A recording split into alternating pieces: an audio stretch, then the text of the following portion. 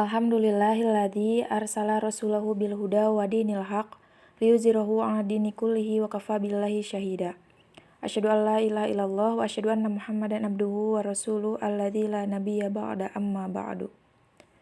Kami dari kelompok 5 yang terdiri dari Ramadhani Nurinsani, Iklima Yuspika Putri, Sri Puspaeni, Socha Regita Sisilia, dan Ananda Yusparahman. Di sini kami akan membahas tentang perkembangan remaja akhir. Usia perkembangan remaja akhir. Masa remaja akhir adalah masa transisi perkembangan antara masa remaja menuju dewasa yang pada umumnya dimulai pada usia 17 hingga 20 tahun. Pada masa ini, terjadi proses perkembangan meliputi perubahan-perubahan yang berhubungan dengan orang tua dan cita-cita mereka, di mana pembentukan cita-cita merupakan proses pembentukan orientasi masa depan. Lebih lanjut, Thornburg membagi usia remaja menjadi 3 kelompok, yaitu yang pertama ada remaja awal, usianya antara 11 hingga 13 tahun, yang kedua ada remaja pertengahan, usianya antara 14 hingga 16 tahun, dan yang ketiga ada remaja akhir, usianya antara 17 hingga 21 tahun. Nah, di sini ada ciri-ciri perkembangan remaja akhir.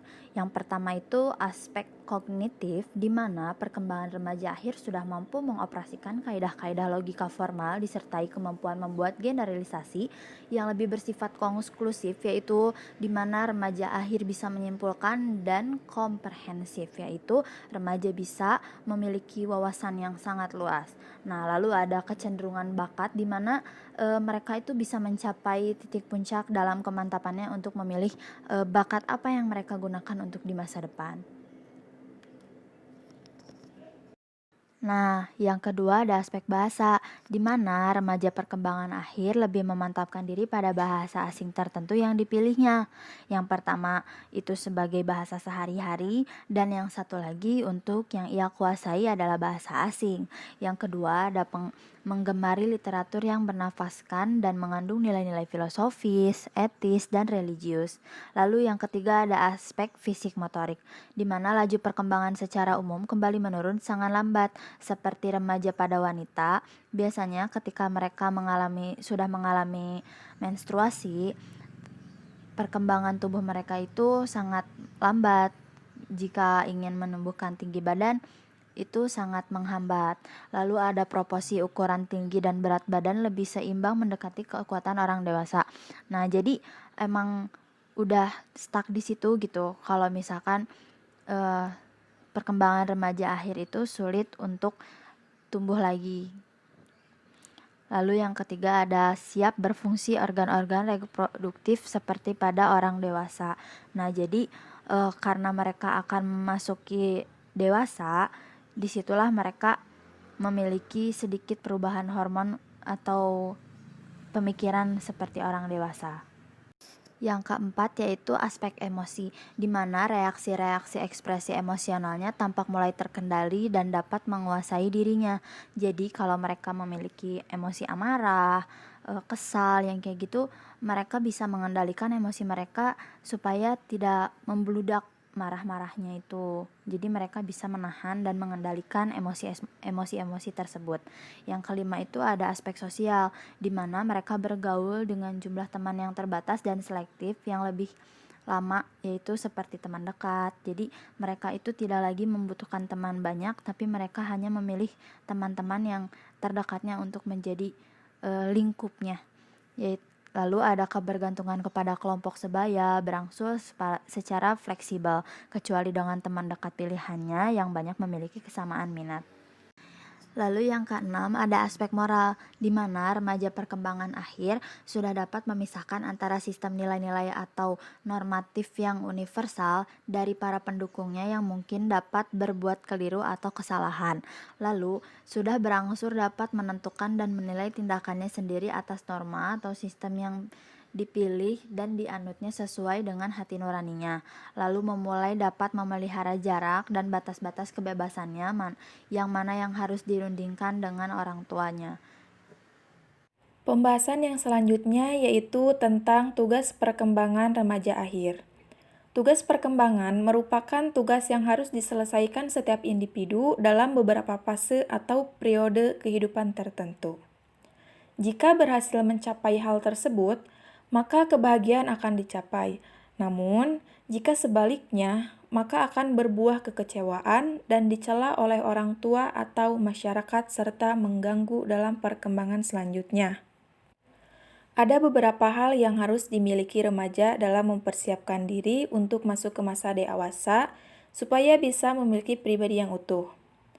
Apa yang harus dimiliki setiap individu ini nantinya akan berhubungan dengan perkembangan pikir, perasaan, sikap, kemauan, dan juga perbuatan yang nyata.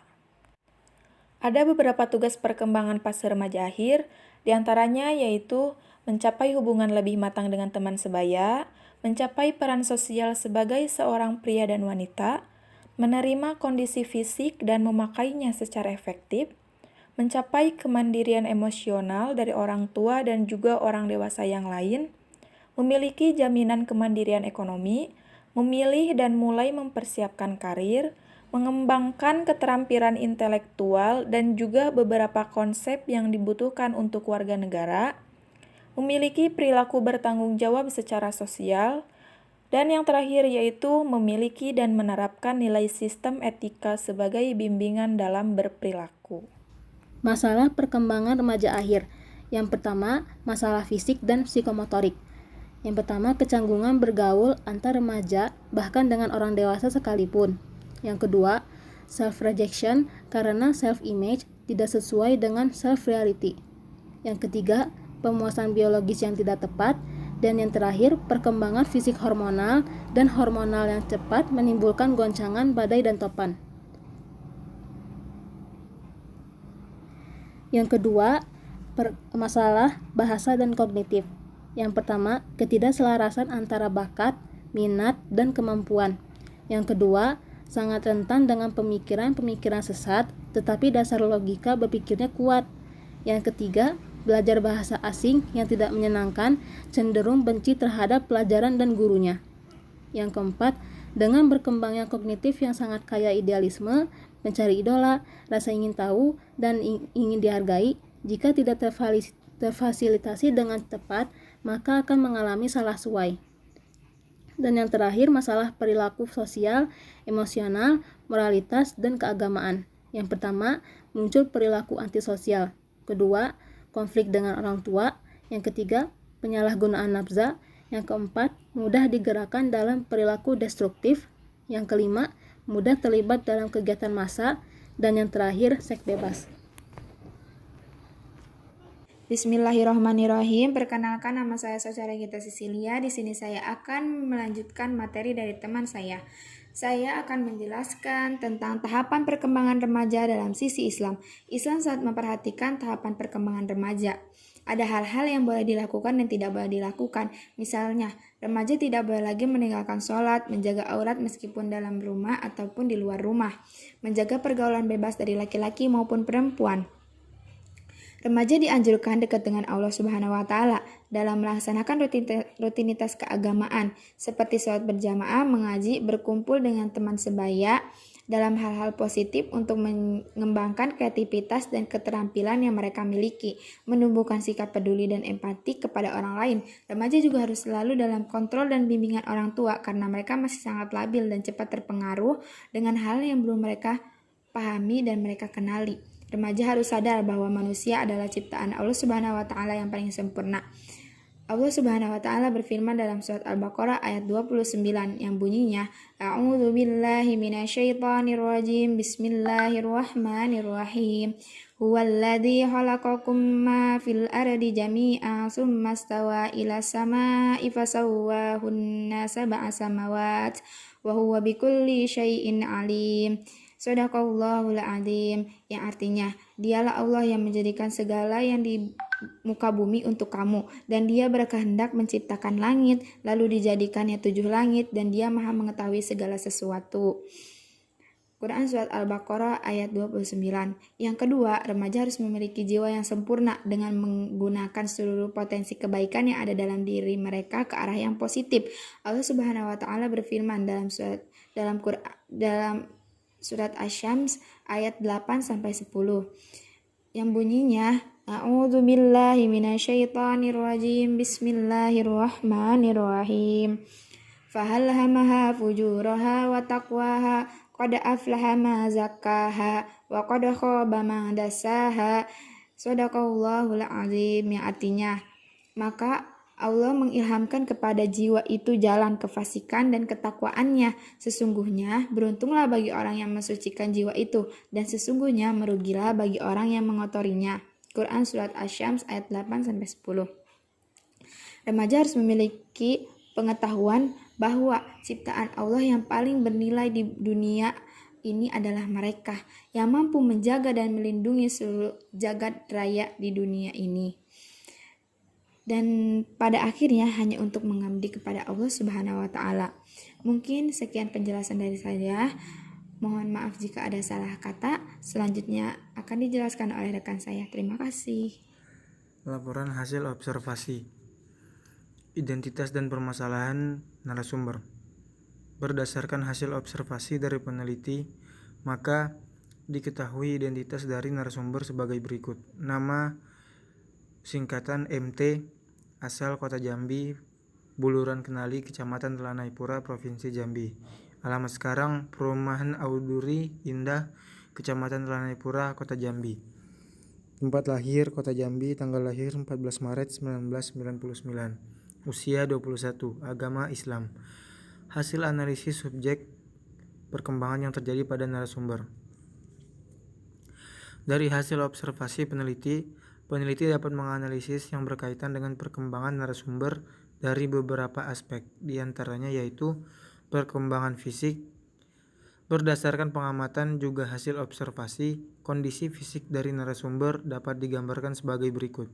Memiliki tinggi badan sekitar 169 cm, berat badan 59 kg, rambut panjang, lurus warna hitam, warna kulit sawo matang. Perkembangan kognitif narasumber. Narasumber terbilang orang yang memiliki wawasan yang luas, pikiran terbuka, dan memiliki kreativitas yang tinggi. Narasumber sedang menjalani pendidikan di salah satu perguruan tinggi negeri di Kota Padang. Perkembangan emosional. Narasumber adalah orang yang peduli terhadap orang-orang di sekitarnya dan memiliki solidaritas yang tinggi. Narasumber juga terbilang orang yang santai dan tidak gampang emosi dan cemas dalam menghadapi masalah, dan dapat menguasai dirinya. Perkembangan dalam aspek sosial. Narasumber bergaul dengan jumlah teman yang lebih terbatas dan selektif dan lebih lama atau teman dekat. Dan bukanlah orang yang gampang bergaul dengan orang yang baru. Perkembangan moral. Narasumber sudah berangsur dapat menentukan dan menilai tindakannya sendiri atas norma atau sistem nilai yang dipilih dan dianutnya sesuai dengan yang diajarkan agama Islam. Perkembangan bahasa narasumber. Narasumber lebih memantapkan diri pada bahasa asing yang dipilihnya, seperti bahasa Inggris dan bahasa Arab. Demikianlah hasil observasi. Sekian presentasi dari kelompok kami. Terima kasih atas perhatiannya dan mohon maaf atas segala kekurangannya. Wassalamualaikum warahmatullahi wabarakatuh.